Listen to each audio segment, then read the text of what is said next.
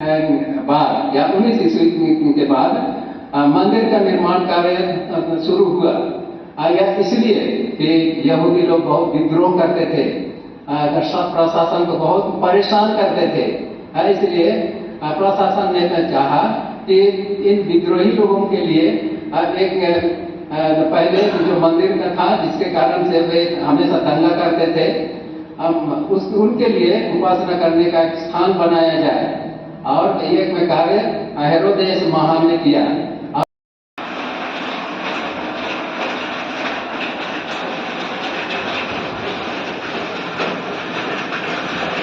देखिए गाइस, बारिश हो गई आज और पत्थर भी गिरा,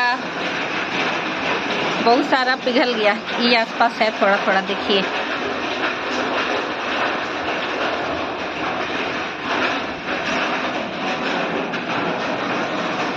ठंड फिर बढ़ेगी।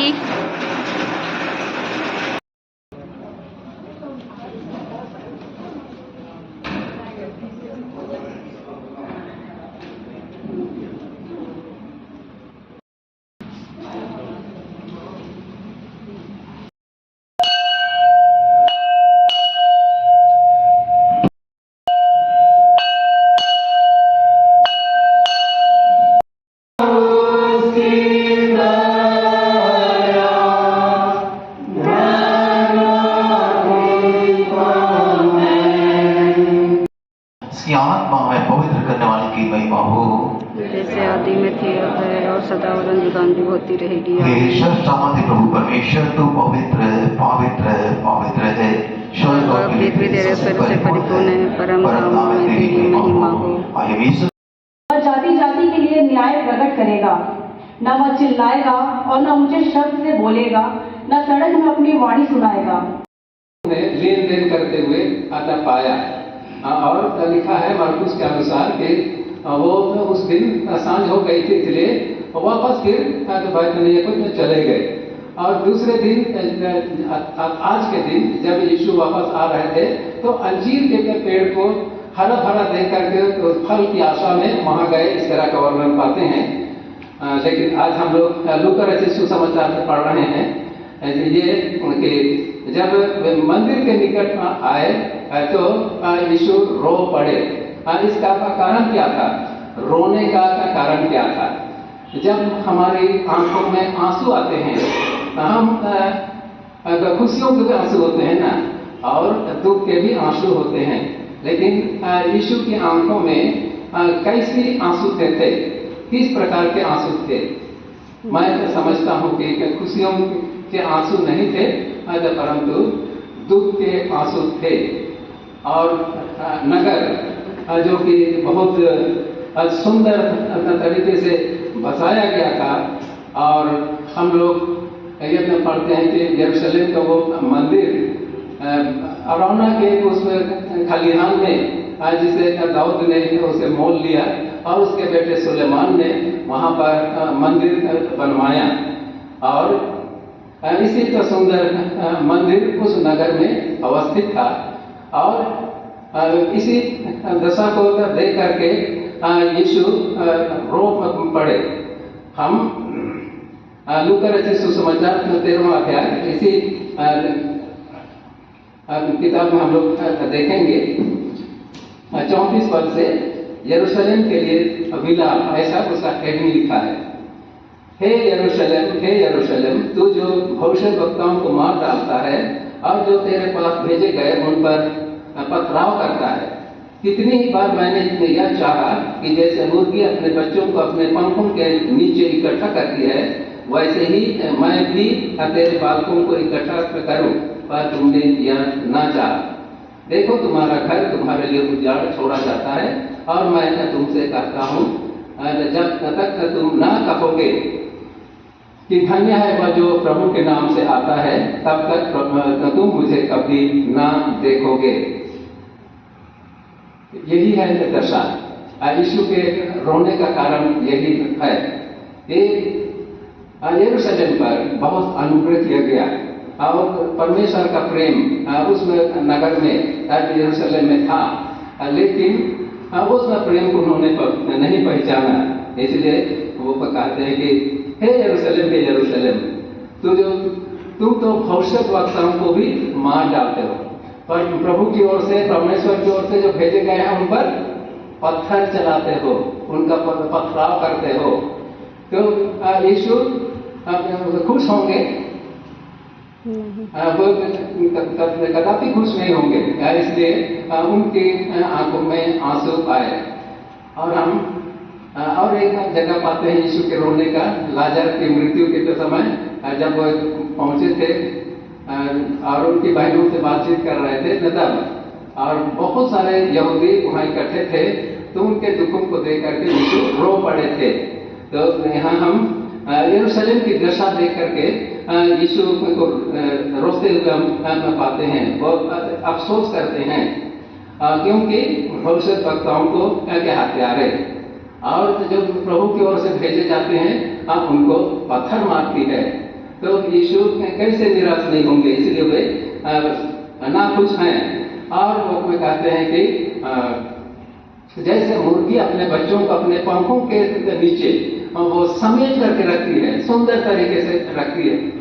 एक मुर्गी के दर्जनों बच्चे होते हैं, उससे अधिक होते हैं, लेकिन मुर्गी के 2 पंख होते हैं और वे उन पंखों के नीचे सब बच्चों को वो तो समेट लेती है। कुछ बच्चे पंख से इधर उधर अपना सिर को उठा करके इधर उधर देखते हैं। कितनी सुंदर बात है ना, मुर्गी अपने बच्चों के लिए कितनी भी परेशान रहती है, चिंतित रहती है कि अपने बच्चों को वो समेट करके रखे। और यीशु यह भी कहते हैं भविष्यद्वक्ताओं को भेजा जाता है, प्रभु के लोगों को भेजा जाता है, लेकिन उसको मार डालते हो, पथरवा करते हो। और मैंने तो चाहा कि ठीक उसी तरह से तुम्हारे भी इस यरूशलेम नगर में मैं तुम्हें शांति दूं, सुरक्षा दूं, अपने प्रेम से तुम्हारी रक्षा करूं, परंतु तुमने नहीं चाहा। और वैसे मैं तुम्हारे बालकों को इकट्ठा करूं, परंतु तुमने नहीं चाहा, और इसलिए तुम्हारा घर जो उजाड़ छोड़ा जाता है। इसके बाद हम लोग मैं दूसरे बिंदु पर चर्चा करूंगा। तो करते हैं तो आज जबकि हमारा जो शरीर, हमारी देह, पौलुस प्रेरित कहते हैं कि हम स्वयं मंदिर हैं। और प्रकाशित वाक्य 21-22 में हम पाते हैं कि वहां से कोई भी मंदिर नहीं है, कोई मंदिर वहां नहीं है, परंतु परमेश्वर पिता और मेमना स्वयं मंदिर है। सूरज चांद के प्रकाश की भी आवश्यकता नहीं है और कोई दीपक वगैरह की भी आवश्यकता नहीं है, सब कुछ यीशु मसीह है। और इसलिए कितने हम भाग्यशाली हैं, यीशु ने हमको कहा है कि तुम पवित्र आत्मा के निवास करने के लिए, उसमें अंदर लाने के लिए एक सुंदर घर हो। यदि तो तुम उसका विनाश करोगे तो प्रभु अभी उसको विनाश कर डालेगा, उसके लिए चिंता नहीं करेंगे। तो यरूशलेम की जैसी दशा हुई वैसे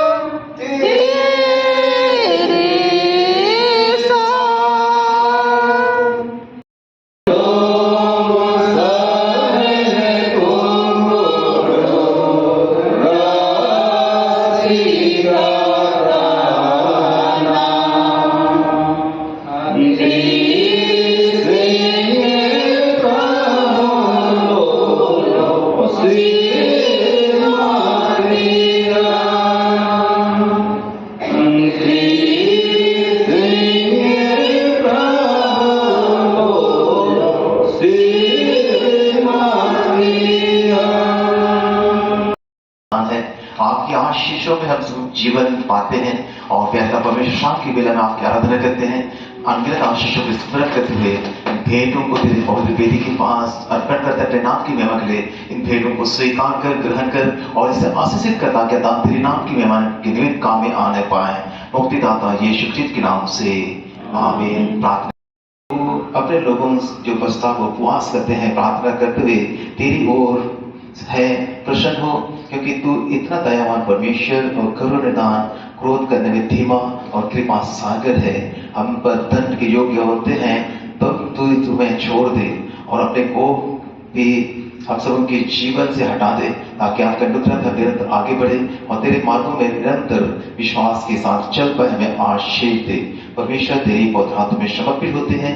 हम सब के जीवन को अपने प्यार से भर दे, अपने आशीषों से भर दे, ताकि सदा हम आपकी शरण में बने रहें, आपकी सुरक्षा में बने रहें, आपके आशीषों में निरंतर आगे बढ़ पाए। तथा यीशु मसीह के नाम से आमीन। जो सारे समझ से परे है, परमेश्वर उसके पुत्र हमारे प्रभु यीशु मसीह के ज्ञान और प्रेम में हम सबों के हृदय और मन के विचारों को सुरक्षित रखे और यीशु पिता, यीशु पुत्र, यीशु पवित्र आत्मा की आशीष हम सबों पर अब सदा श्रद्धा होती रहे।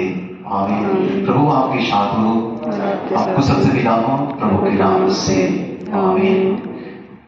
सबों को यीशु सहाय।